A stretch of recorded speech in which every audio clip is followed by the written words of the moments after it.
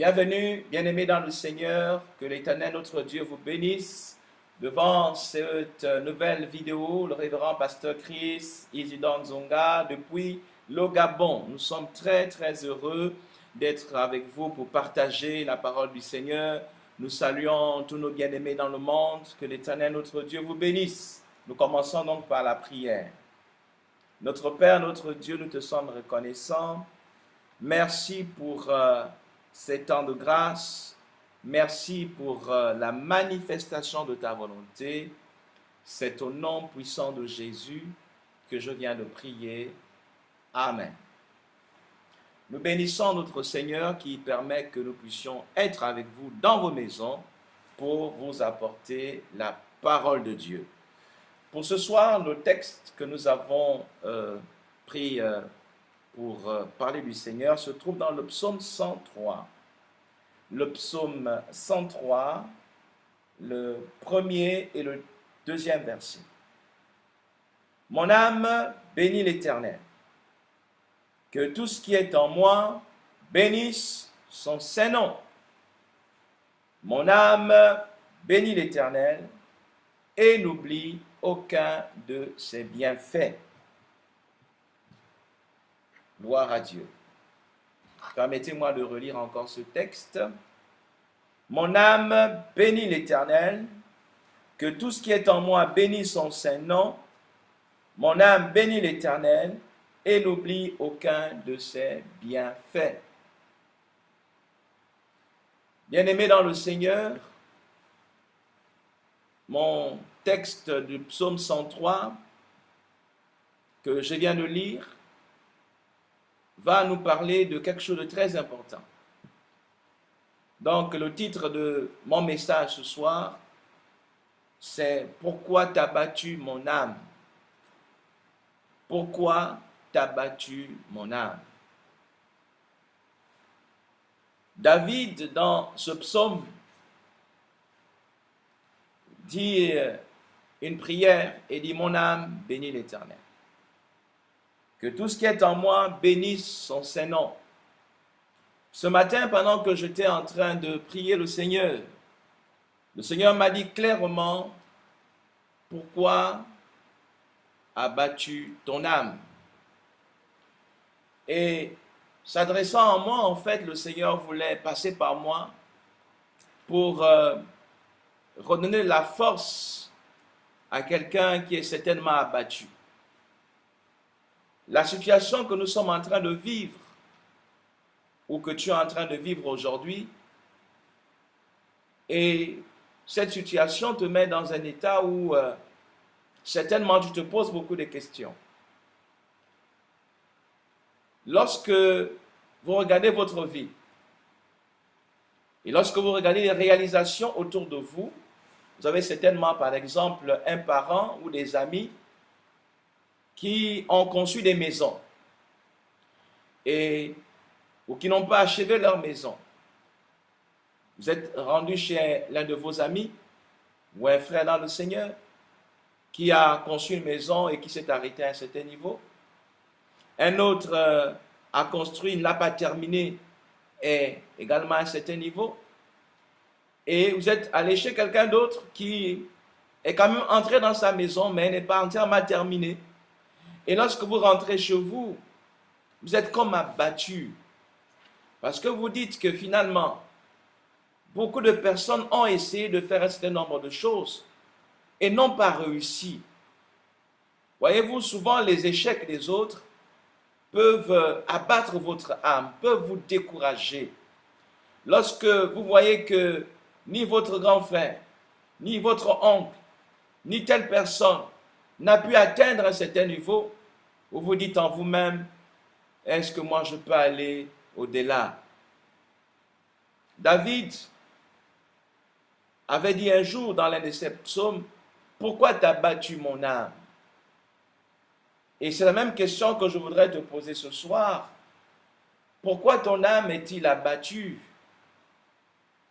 Il peut arriver que tu vas recevoir ton salaire, par exemple, et tu te rends compte que depuis 3 ans, 10 ans que tu es dans cette entreprise, ton salaire ne change pas. Et lorsque tu t'adresses aussi à tes collègues, c'est la même chose. Et tu te dis finalement, il n'y a pas d'autre recours. Finalement, je n'irai pas plus loin. Mais je voudrais te dire ceci, que n'établis pas ta percée sur les échecs des autres. Parce qu'en fait, chacun a sa destinée. Chacun a tracé, Dieu a tracé à chacun sa voie.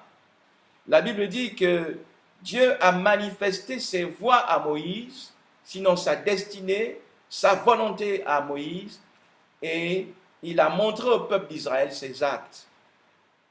Bien-aimé dans le Seigneur, David était un homme de la même nature que nous. Il a été oint un jour alors qu'il se trouvait au champ. Il a été appelé par un serviteur de son père de revenir rapidement à la maison. Et lorsqu'il revient au terrain familial, il se rend compte que là, il y a le grand prophète, le grand Samuel, un homme dont les paroles ne tombaient pas au sol sans que les paroles étaient exécutées. C'était un homme de très grande renommée. Et cet homme était dans la maison d'Ésaïe, son père. Et lorsque le grand Samuel a vu David, Dieu l'a dit, oint cet homme, oint ce jeune homme. Et c'est alors que David a été oint.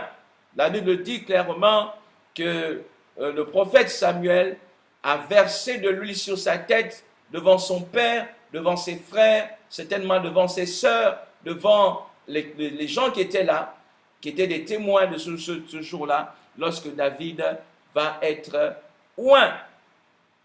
Et lorsqu'il va être oint, ce jeune homme Dieu va commencer à montrer que quelque chose de différent était sur lui. Il va combattre, il va relever le défi et battre Goliath.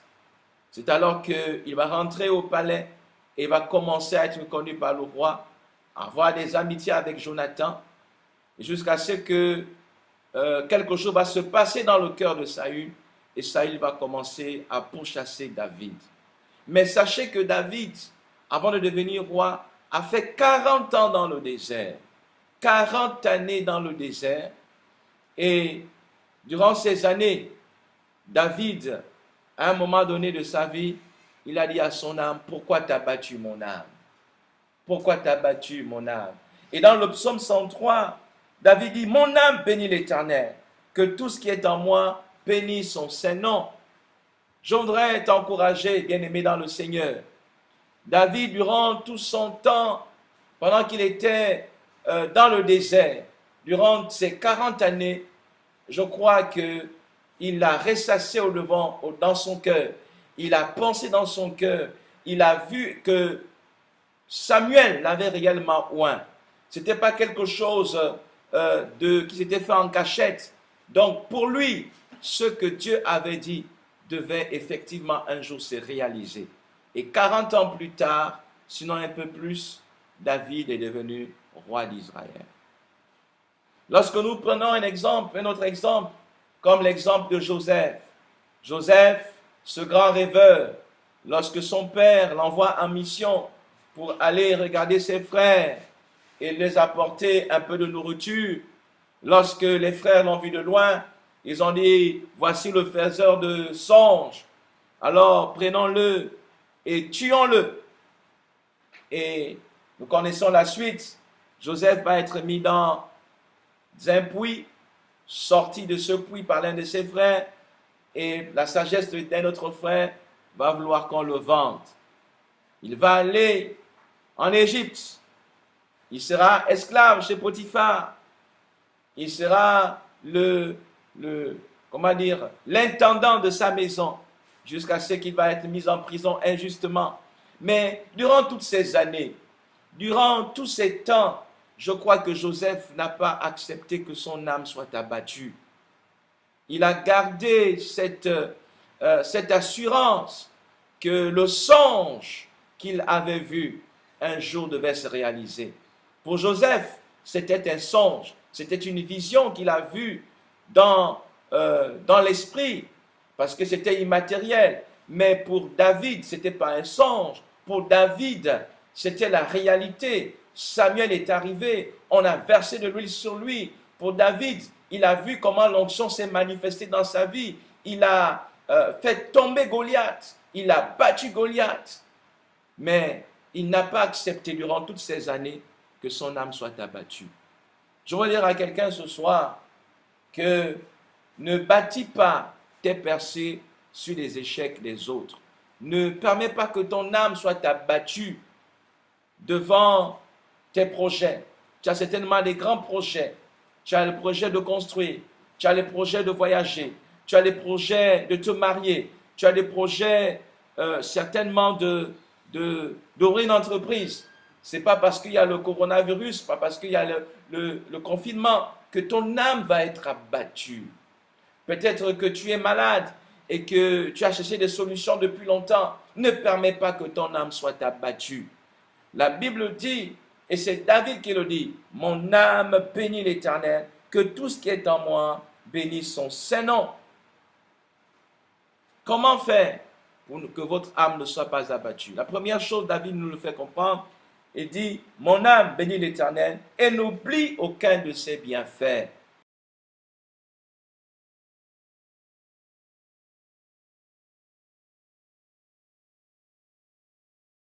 Dieu t'a fait des bienfaits, autant pour moi. Tu dois te souvenir de ce que Dieu a déjà fait. Tu dois te souvenir comment Dieu t'a guéri, comment Dieu t'a sauvé, comment Dieu t'a fait trouver du travail, comment Dieu t'a enlevé du danger. Et à chaque fois que tu vas te souvenir des bienfaits de Dieu, alors tu verras que dans ton esprit, dans ton âme, tu auras comme des forces qui vont se renouveler. Oui, bien-aimé dans le Seigneur, ce n'est pas le temps de laisser votre âme s'abattre. Que personne n'abatte votre âme. Bannissez, chassez le découragement. N'acceptez pas d'être découragé. Allez de l'avant. Dieu est devant vous. Dieu est derrière vous. Dieu vous entoure. Si Dieu a parlé à votre sujet, comme il a parlé à David, comme il a parlé à Joseph, sûrement, ce que Dieu a dit va se réaliser. N'acceptez pas que votre âme soit abattue. Habakkuk, à un moment donné dans sa vie, la Bible dit qu'il est monté sur la tour parce qu'il ne comprenait pas que les temps étaient tellement difficiles. Vous savez, pendant le temps d'Habakkuk, il y avait la famine, il y avait des problèmes, l'épée, la famine avait frappé. Alors, Habakkuk est monté sur la tour et Dieu l'a dit, cette prophétie, si elle tarde, attends-la. Et j'aime bien Habakkuk parce qu'il a composé un psaume, un chant, où il dit « Je veux me réjouir dans le Dieu de mon salut. Et je veux dire comme une biche, que je veux sauter comme une biche, n'est-ce pas? Je vais être dans la joie. Je veux croire que ce que Dieu a dit à mon sujet, malgré ce qui se passe dans mon environnement, je ne permets pas que mon environnement puisse influencer mon âme. » Alors, qu'est-ce que c'est l'âme?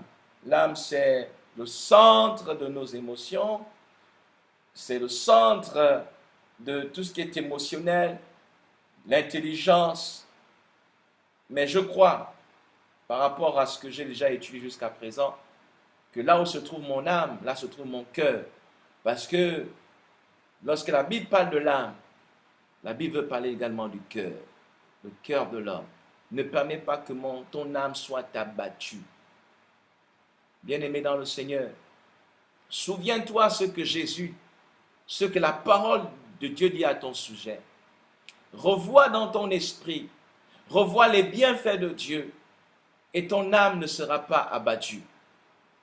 Les hommes t'ont-ils abandonné?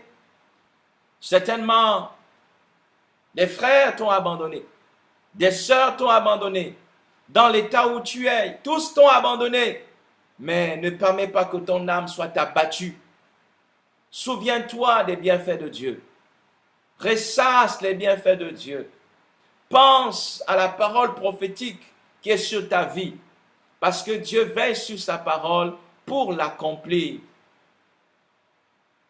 Est-ce que ton projet te fait peur? Même si ton projet est grand et que les autres ont échoué leur projet, Ne permets pas que les échecs des autres puissent abattre ton âme. C'est le temps, c'est le moment, c'est l'occasion que Dieu met devant toi pour aller de l'avant.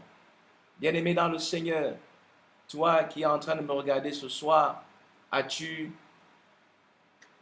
découragé? Ton âme est-elle abattue? Est-ce que tu ne vois plus l'espoir? Il y a encore un espoir. Tant que l'Éternel, notre Dieu, est vivant, tant que ton âme est vivante, Dieu peut faire encore quelque chose. Dieu peut encore changer la situation. Dieu peut encore renverser les situations. Dieu peut encore bouleverser le monde. Dieu peut faire quelque chose pour toi. Dans les évangiles, l'évangile de Marc ou dans l'évangile de Luc, vous trouverez le récit de Bartimée, fils de Timée, cet aveugle qui a commencé à crier parce qu'il a appris que Jésus passait par là. Il a dit, fils de David, aie pitié de moi. Certaines personnes l'ont repris en disant, le maître est déjà passé, arrête d'importuner le maître. Mais il a crié plus fort, Jésus, fils de David, aie pitié de moi. Il n'a pas tenu compte de son environnement. Son âme n'était pas abattue. Il n'a pas regardé à sa cécité. Il n'a pas regardé à ce qu'il était aveugle. Mais parce qu'il savait que l'homme qui passait, c'est Jésus de Nazareth, celui qui guérissait les malades, celui qui faisait recouvrer la vue aux aveugles, passait par Jéricho. Alors il n'a pas accepté que son âme soit abattue. Il s'est donné du courage. Il s'est donné du courage. Et je voudrais que tu sois comme cet homme, que tu sois comme cette femme qui avait la perte de sang depuis 12 ans. Elle s'est dit en elle-même, si je peux toucher le vêtement de Jésus, si je peux toucher le pan de sa robe, si je peux toucher son talit, si je peux toucher tout simplement, si je peux toucher, je serai sûrement guéri. Bien-aimé, même si tu as déjà fait des actions, tu as déjà beaucoup fait, tu as déjà touché, tu as déjà donné, tu as déjà fait un certain nombre de choses, continue à le faire. Continue à le faire. Ne te laisse pas décourager. Ne laisse pas les hommes t'arrêter. Ne laisse pas les femmes t'arrêter. Continue. Ne laisse pas ton âme s'abattre. Parce que notre Dieu a des projets de bonheur pour toi. Si les autres n'ont pas réussi à se marier, tu te marieras au nom puissant de Jésus. Ne laisse pas ton âme s'abattre. Prie le Seigneur. Souviens-toi des bienfaits de Dieu. Souviens-toi de sa parole. Souviens-toi de ses actions. Souviens-toi qu'il a manifesté ses voies à Moïse et ses actes aux enfants d'Israël. Souviens-toi de ces choses. Ressasse la parole de Dieu dans ton cœur et tu verras notre Dieu se manifester dans ta vie. Merci pour ces temps. Merci de nous avoir suivis. Nous terminons donc notre enregistrement par la prière. Je voudrais vous rappeler que vous pouvez nous joindre sur le numéro de téléphone qui s'affiche. Vous pouvez nous appeler en tout moment. Nous sommes prêts à vous répondre et prier avec vous. Nous avons dans toute la ville de Port-Gentil des foyers de prière et nous pouvons vous amener dans ces foyers de prière pour effectivement présenter vos sujets à notre Dieu. Donc soyez bénis. Prions le Seigneur. Notre Père, notre Dieu, nous te sommes reconnaissants. Nous croyons, ô Dieu, que tu as entendu les cris de tes serviteurs et les cris de tes servantes. Il y a des femmes, il y a des hommes, il y a des enfants, il y a des jeunes gens dont les âmes sont abattues. Ah Seigneur, toi qui peux relever, toi qui peux bouleverser les vies, toi qui peux les changer, toi qui peux toucher les cœurs, à cet instant même, ô Dieu, je te prie, afin que tu touches les cœurs de ces femmes et de ces hommes, ceux qui ont le cœur abattu, ceux qui ont l'âme abattue. Ô Dieu, relève ceux qui sont abattus, dans le nom puissant de Jésus-Christ de Nazareth. Seigneur, fortifie ton peuple, donne la force à ton peuple, glorifie ton nom. Au nom puissant de Jésus, j'ai prié. Amen.